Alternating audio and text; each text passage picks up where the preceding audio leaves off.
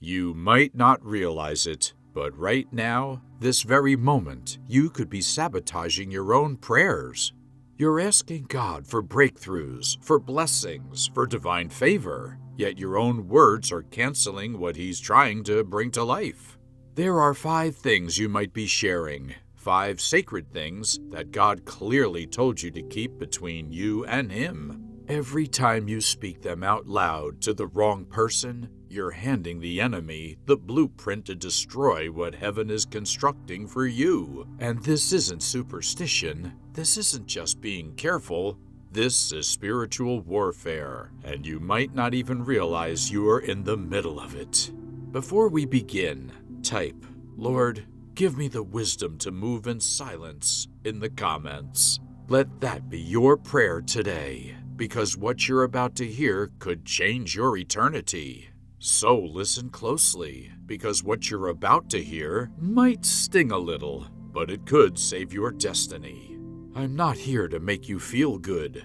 If you want a sugar-coated message, you shouldn't be watching this. What I'm about to tell you comes straight from Scripture and from years of watching believers, strong, faithful, sincere people lose battles they were meant to win because they couldn't keep quiet. The truth is simple. Your words build or destroy. They lift or they burn. They bless or they curse. Proverbs 18:21 says, "Death and life are in the power of the tongue." That means your tongue is either constructing your future or setting it on fire. So let's talk about the 5 things God said to keep silent about. And I'll be honest, at least 3 of these things are going to make you uncomfortable. So keep watching. Number 1.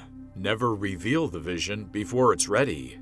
When God gives you a vision, a business, a dream, a calling, it's holy, it's sacred, but what most people do is expose it too soon.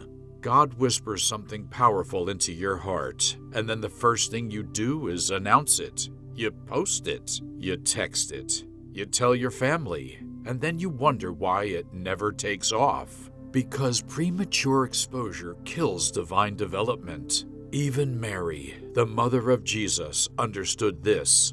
Luke 2:19 says, "Mary treasured up all these things and pondered them in her heart." She didn't brag about it. She held it quietly because she knew divine things die in the open before they're mature enough to live. When you reveal too early, you invite jealousy, doubt, and spiritual resistance. People will pray against you without even realizing it. Their unbelief becomes a weight on your faith. Your dream doesn't need validation. It needs protection. Genesis 37 tells the story of Joseph, who couldn't keep quiet. He shared his dream with his brothers, and they threw him into a pit. Yes, the dream still came true, but it cost him years of pain and betrayal that silence could have avoided. Stop giving the enemy insider information. Move in silence. Let your results do the talking. God works behind the scenes. You should too. Number 2. Never publicize your private battles. You're struggling with something. Anxiety, lust, fear, depression, anger, and someone told you transparency brings healing. So you start posting about your pain. You vent. You make your struggle part of your brand. But here's the truth. Not everyone who knows your weakness wants your freedom. Matthew 7:6 warns us, "Do not give dogs what is sacred. Do not throw your pearls before pigs." Your healing is a sacred pearl. Don't toss it into the dirt of public opinion. When you share your struggle too soon, you open yourself to mockery and judgment. People begin to define you by your battle, not your breakthrough. They speak death over what God is trying to bring to life. Remember David? Everyone saw him slay Goliath, but no one saw the years he spent in secret, fighting lions and bears when nobody was watching.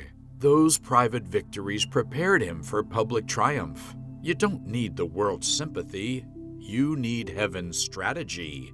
Let God train you in the shadows. Let Him strengthen you in silence.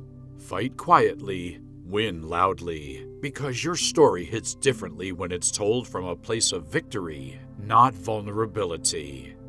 Number 3, never advertise your good deeds.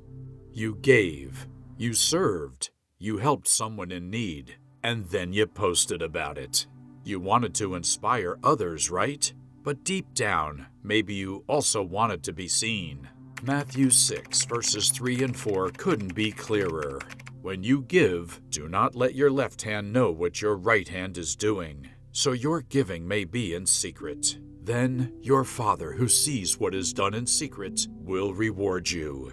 The moment you broadcast your kindness, your reward is gone.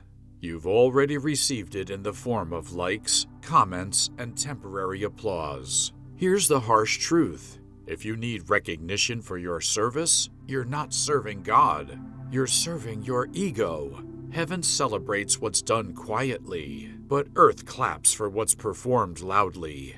You can't have both. Don't trade eternal rewards for temporary validation. Do good in secret. Bless others quietly. Let God brag about you instead, because when God celebrates you, the entire world hears it, and you won't have to say a word. Number 4, never expose your family to the public. Your spouse isn't perfect. Your kids struggle. Your parents hurt you. Your family has issues. We all do. But when you start venting about them online or to outsiders, you're not being real. You're being reckless.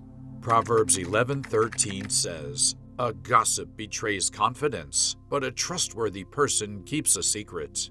When you share your household struggles with the world, you're inviting opinions, gossip, and judgment into your home, and these opinions become spiritual strongholds. Your marriage doesn't need exposure, it needs covering. Your children don't need embarrassment, they need prayer.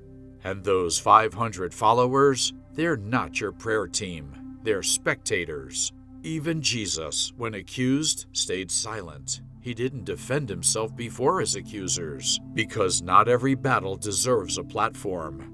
Your home is sacred ground. Protect it like it's holy, because it is. When problems arise, seek God, seek counsel, seek healing, not attention.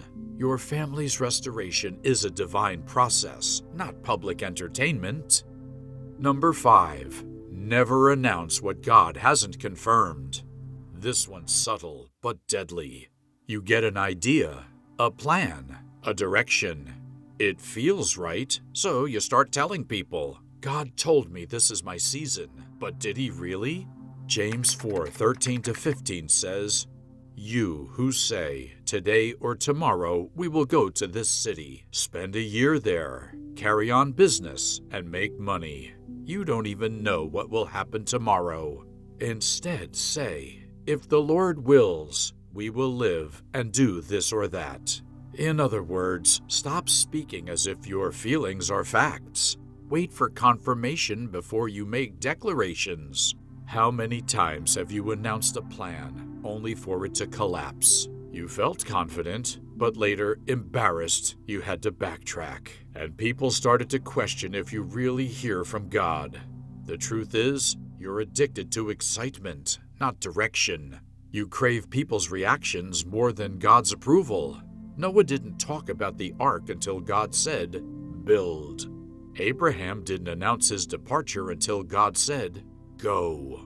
Confirmation first, announcement second, because when you speak ahead of God, you move outside his covering, and that's where the confusion lives. But here's what's really happening. Behind all 5 of these mistakes is one root issue: validation. You're seeking from people what only God can give. You share your vision because you crave affirmation. You reveal your battles because you want comfort. You announce your plans because you need excitement. You post your good works because you desire praise. But as long as you're looking horizontally for what only heaven can provide, you'll keep leaking your anointment through your mouth. Silence isn't weakness. Silence is power under control. Even Jesus, the Son of God, spent 30 years in obscurity before 3 years of ministry. 30 years of silence, 30 years of preparation, 30 years of hiddenness before heaven announced him. If Jesus needed to stay hidden before he was revealed, what makes you think you don't? Here's the challenge. You have a choice now. You can keep talking, keep sharing every vision, every plan, every struggle, and keep wondering why nothing sticks. Or you can stay quiet, stay faithful, stay focused, and let God reveal you when the time is right. Ecclesiastes 3:7 says, "There's a time to be silent and a time to speak." You've been speaking out of season, and it's been costing you. If this message opened your eyes, type, "Lord, teach me when to speak and when to stay silent" in the comments. So from this moment forward, guard your mouth like your destiny depends on it, because it does. Let God promote you. Let God announce you. Let God testify about you. Your only job? Stay humble. Stay hidden. Stay holy. Because when heaven finally decides it's your time, no person, no enemy, no lie can stop what God built in secret. And when he does, the world won't be able to ignore you.